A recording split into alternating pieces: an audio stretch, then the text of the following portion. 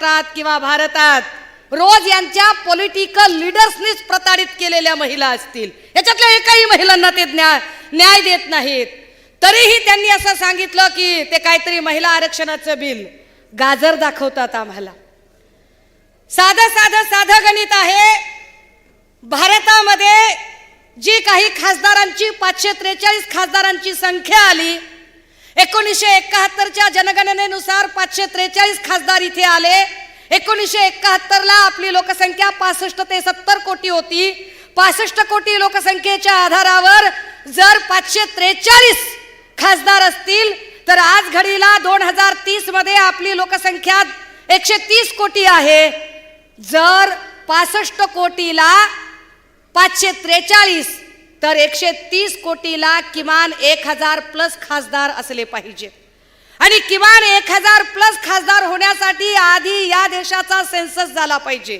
तो सेन्सस होताना जातनिहाय जनगणना होणे अधिक महत्त्वाचे आहे, जेणेकरून कुणावरही अन्याय होणार नाही, ना ओबीसीवर होईल ना मराठ्यांवर होईल. ती जातनिहाय जनगणना झाल्याशिवाय महिलांचा आरक्षणाचा टक्का नेमका किती आहे ते कळणार नाही. आणि या सगळ्या प्रोसेसला किमान 2034 उजडेल. म्हणजे 2034ला जी गोष्ट आम्हाला मिळणार आहे त्याच्यासाठी मोदीजी आणि त्यांचे सगळे बालिश व्हॉट्सअप युनिव्हर्सिटीतनं तयार झालेले अर्धवट विद्वान भक्त हे आम्हाला आता सांगतात की अहो आरक्षण आरक्षण, जे आम्हाला आता मिळणारच नाहीये. मी अजून एक महत्वाची गोष्ट स्पष्ट केली पाहिजे, जे आपल्या सगळ्यांना माहिती आहे. या भारतामध्ये 2 मोठी महाकाव्य झाली, एक रामायण आणि एक महाभारत. रामायणाने आणि महाभारताने 2 वेगळ्या गोष्टी आम्हाला शिकवल्या. रामायणाने असं शिकवलं की हरिण कधीच सोन्याचं नसतं, मृगजळाच्या मागे धावू नये. आम्हाला जे काही भाजपकडून मृगजळाच्या मागे धावायला सांगितलं जाते त्याला काहीच अर्थ नाहीये, कारण त्याच्यात वस्तुस्थिती आणि वास्तव काहीच नाही. निव्वळ प्रचारकीय आणि ॲडव्हर्टाइज मुवमेंट आणि मार्केटिंग केलं जाते. महाभारतात अजून एक गोष्ट आम्हाला सांगितली गेली, शिकवली गेली की जेव्हा कधी असत्याच्या बाजूने बहुमत असत्याच्या बाजूने जर असेल तर सुडाचं राजकारण सुरू होतं. महाभारतामध्ये कौरवांचं बहुमत होतं, सत्ता असत्याच्या बाजूने होती. पण सत्ता असत्याच्या बाजूने जोपर्यंत होती आणि शकुनी सारखे पाताळयंत्री लोक कूटनीतीनं षडयंत्र करत फासे टाकत होते तोपर्यंत कौरवांचा विजय होत होता. राहुल नार्वेकरांच्या सारखे पाताळयंत्री लोक जोपर्यंत कपटनीतीने फासे टाकतात तोपर्यंत कदाचित कौरव पक्षामध्ये सामील झालेली गद्दार गँग असेल किंवा सगळे भ्रष्टाचारी असतील, यांना असं वाटतंय की फासे आपल्या बाजूने पडतील. पण महाभारतामध्ये प्रत्यक्ष कुरुक्षेत्रावर जेव्हा युद्ध सुरू झाले तेव्हा अंतिम विजय संख्येने कमी असणाऱ्या पांडवांचा झाला होता. तो अंतिम विजय आमच्या बाजूने असणार आहे. पण त्याच वेळेला सुडाचं राजकारण करणाऱ्या या लोकांचा चेहरा सुद्धा उघडा पाडला पाहिजे, ज्या सुडाच्या राजकारणामध्ये सगळ्यांनी माध्यमांनीही विचार करावा आणि इथे जमलेल्या प्रत्येक पदाधिकाऱ्याने विचार करावा. जोपर्यंत सत्तेमध्ये आपण होतो तोपर्यंत किरीट सोमय्या नावाच्या व्हिडिओ स्पेशालिस्टने ज्यांच्यावर आरोप केलेले होते त्यातले आता कोण आहेत? ज्यांच्यावर आरोप केले होते ते सगळेच्या सगळे त्यांच्या सोबत आहेत.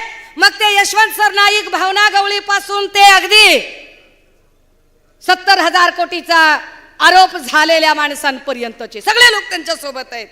पण ज्यांच्यावर सत्ता असताना आरोप नव्हते पण त्यांना सुद्धा तोडायचं आहे.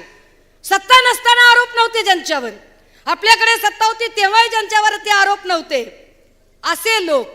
मग त्यामध्ये अनिल परब साहेब असतील, रवींद्र वायकरजी असतील, किशोरीताई पेडणेकर असतील, राजन साळवी असतील, वैभवदादा नाईक असतील, कितीतरी अशी माणसं आहेत की ज्यांचा काही संबंध, सूरज चव्हाण, या लोकांची नावं नव्हती. ही लोक सत्ता आपल्याकडे जेव्हा होती तेव्हा यांच्यावर कुठलेही आरोप नव्हते. याचा सरळ सरळ अर्थ असा आहे, हे सरळ सरळ परसेप्शन असं आहे की तुम्ही आमच्या सोबत त्यांच्यासह आला असतात तर आम्ही तुमच्यावर ईडीची कारवाई केली नसती.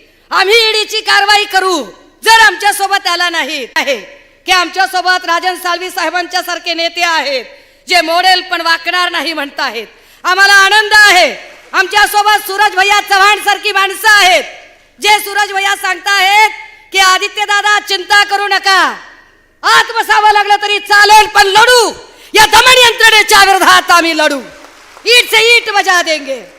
आम्हाला आनंद आहे की आमच्या सोबत किशोरीताई पेडणेकरांच्या सारखी आमची बहीण आहे, आमची आई आहे जी सांगते की एक वेळ माध्यमांच्या समोर येऊन यांच्या दडपशाहीला कंटाळत आम्ही जाहीर ईडीच्या समोर आत्मदहन करावं का, पण आम्ही तुमच्या सोबत येणार नाही. ही ताकद ठेवणाऱ्या बायका, ही ताकद ठेवणारे शिवसैनिक आमच्या सोबत आहे. तरी सुडाचं राजकारण करता, किती सुडाचं राजकारण करावं. या व्हिडिओ स्पेशालिस्टचा खरा चेहरा उघडा पाडल्यानंतर लोकशाहीचा चौथा खांब म्हणून काम करणाऱ्या प्रसार माध्यमांपैकी लोकशाही चॅनलच बंद पाडण्या इतका घाणेरडा, गलिच्छ आणि सुडाच्या राजकारणाचा प्रकार या व्हिडिओ स्पेशालिस्टने केला. यांना उघडं पाडलं पाहिजे. आणि अजून एक गोष्ट, माफ करा राऊत साहेब, मी फक्त 2 मिनिटं घेते, पण यांना सांगितलं पाहिजे एकदा की अरे आमच्यापैकी कुठलाही नेता असेल, इथे आमचे ओमदादा बसलेले आहेत, ओमराजे निंबाळकर, राहुल पाटील साहेब बसलेले आहेत, आमचे कैलास पाटील साहेब बसलेले आहेत, इकडे मंचावर अनेक राजन विचारे साहेब, अंबादास दानवे दादा, भास्कर दादा, राऊत साहेब, सगळे नेते, खैरे साहेब, अनिल देसाई, अरविंद भाई, याच्यातल्या एकाही नेत्याने भाजपच्या किंवा शिंदे गटाच्या एकाही महिलेबद्दल कधीही गलिच्छ शब्द प्रयोग केला नाही, एकाही महिलेचा अपमान केला नाही, एकाही महिलेला एकाच्याही वैयक्तिक आयुष्यात आम्ही डोकावलं नाही, एकावरही आम्ही चिखलपेट पोचलो नाही. काय घाणेरडा प्रकार आहे सर. रोज कुणीतरी टिल्ले पिल्ले उठतात, 1.5 2 फुटाच्या उड्या मारतात. आणि या टिल्ल्या पिल्ल्यांनी आमच्या बायकांवर बोलायचं, आमच्या महिलांवर बोलायचं. अरे ताकद लागते रे, ताकद लागते.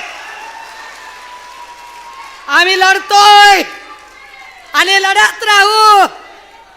आम्हाला लढण्याचा आणि संघर्षाचा वारसा आहे. काय संबंध आहे रे वहिनींचा, काय संबंध आहे आमच्या बायकांचा. टिल्ली पिल्ली पोरं येतात, टिल्ली शेंबडे ज्याला राजकारणातला र कळत नाही असे, सुमार बुद्धिमत्तेचे लोक येतात. वहिनी तुमचा तर दर 2 महिन्यांनी राजकीय प्रवेश करतात, दर 2 महिन्यांनी. तेजस दादा तुम्ही